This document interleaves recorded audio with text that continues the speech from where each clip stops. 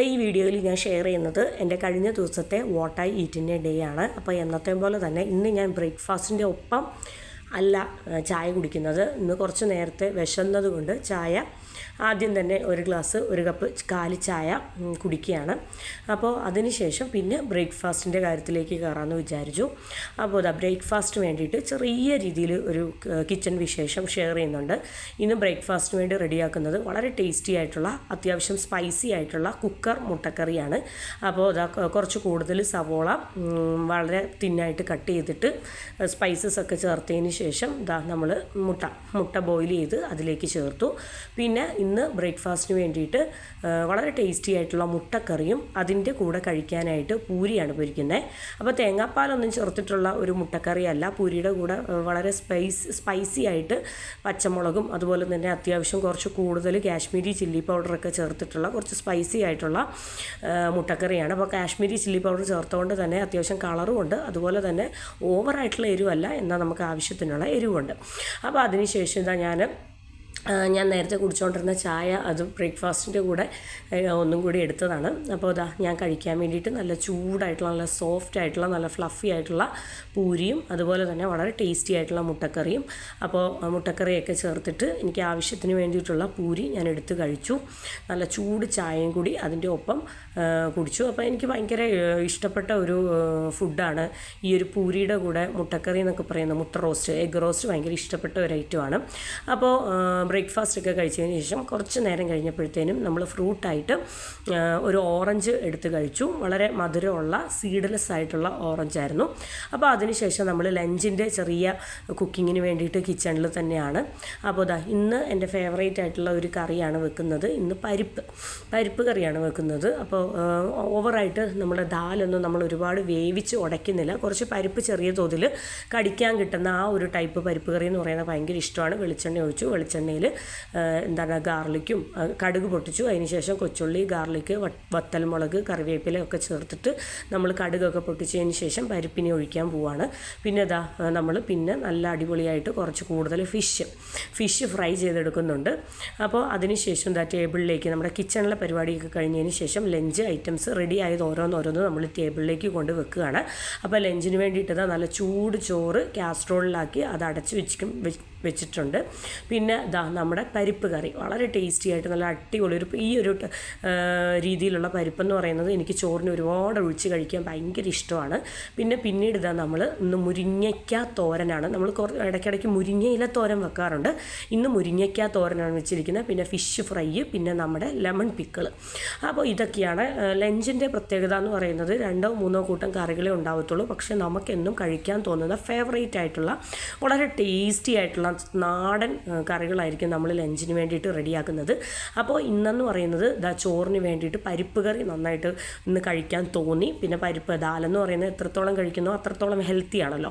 അപ്പോൾ കുറച്ച് ഒറ്റ വിസിലേ കേട്ടുള്ളായിരുന്നു നമ്മുടെ ഈ ദാല് നമ്മൾ കുക്കറിൽ വേവിച്ചപ്പോഴത്തേന് നന്നായിട്ട് കടിക്കാൻ കിട്ടുന്ന പരുവത്തിനുള്ള ദാൽ കറി. അപ്പോൾ ആവശ്യത്തിന് ചോറെടുത്തു, അതിലേക്ക് നന്നായിട്ട് ഒരുപാട് പരിപ്പ് കറി ഒരുപാട് ഒഴിച്ചു.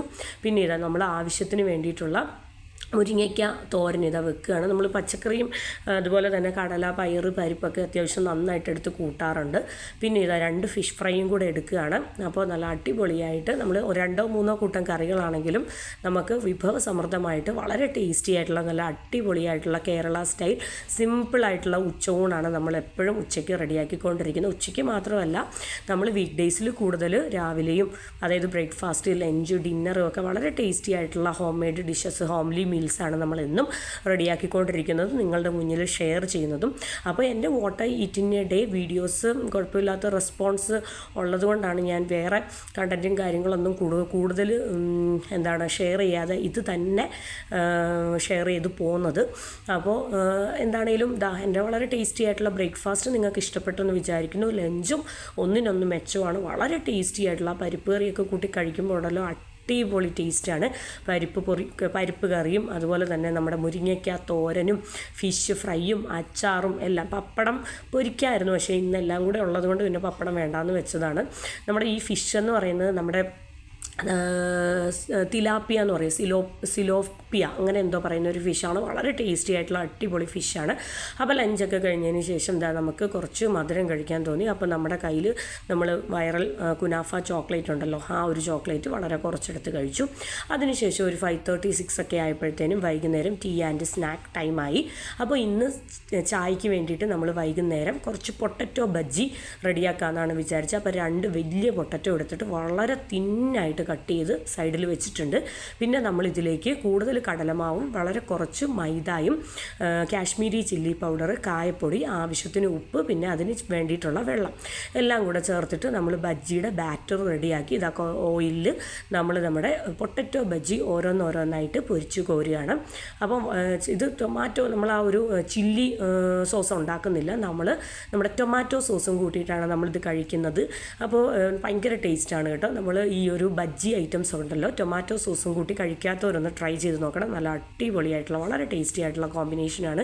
അപ്പോൾ ഇതുപോലെ നമ്മൾക്ക് മുട്ട ബജ്ജി, അതുപോലെ തന്നെ മുളക് ബജ്ജി, വാഴയ്ക്ക ബജ്ജി, അതുപോലെ തന്നെ ഏത്തപ്പഴം ബജ്ജി, അങ്ങനെ ഈ ഒരു സെയിം ബാറ്ററിൽ തന്നെ നമുക്ക് ഒരുപാട് സവോള ബജ്ജി, അങ്ങനെ നമുക്ക് എല്ലാ ടൈപ്പ് വഴുതനങ്ങ ബജ്ജി, അങ്ങനെ എന്ത് വെജിറ്റബിൾ നമുക്ക് ഫേവറേറ്റ് ആയിട്ടുള്ള എന്ത് വെജിറ്റബിൾസ് നമ്മുടെ കയ്യിലുണ്ടോ എന്ത് വേണമെങ്കിലും നമുക്ക് ഈ ഒരു ബാറ്ററിൽ മുക്കി പൊരിച്ച് കഴിഞ്ഞാൽ ചായക്ക് നല്ല അടിപൊളിയായിട്ട് നമുക്ക് ടൊമാറ്റോ സോസൊക്കെ ചേർത്തിട്ട് ചായക്ക് കഴിക്കാൻ നല്ല അടിപൊളിയായിട്ടുള്ള ഒരു സൂപ്പർ ഈവനിങ് സ്നാക്ക് ഐഡിയാസാണ്.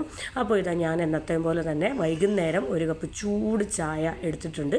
പിന്നെ ഇതാ എൻ്റെ പൊട്ടറ്റോ ബജ്ജി, വളരെ ടേസ്റ്റി ആയിട്ടുള്ള നല്ല അടിപൊളി പൊട്ടറ്റോ ബജ്ജി ടൊമാറ്റോ സോസ് മുക്കിയിട്ട് ഞാൻ ഓരോന്നോരോന്നായിട്ട് കഴിക്കുകയാണ്. നല്ല ചൂട് ചായ നല്ല അടിപൊളിയായിരുന്നു.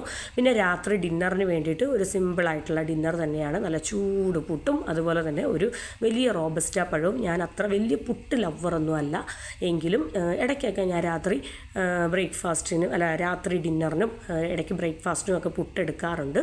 അപ്പോൾ നല്ല ഹെവി ആയിട്ട് ചായയും കുറേ പൊട്ടറ്റോ ബജ്ജിയൊക്കെ കഴിച്ചത് കൊണ്ട് രാത്രി വലിയ കാര്യമായിട്ടുള്ള കറി കൂട്ടി കഴിക്കാനുള്ള വലിയ കാര്യമായിട്ടുള്ള വിശപ്പൊന്നും ഉണ്ടായിരുന്നില്ല. അപ്പോൾ ഇതൊക്കെയാണ് എൻ്റെ കഴിഞ്ഞ ദിവസത്തെ വാട്ട് ഐ ഈറ്റിൻ്റെ ഡേ. അപ്പോൾ ഇത്രയേ ഉള്ളൂ. Thank you for watching.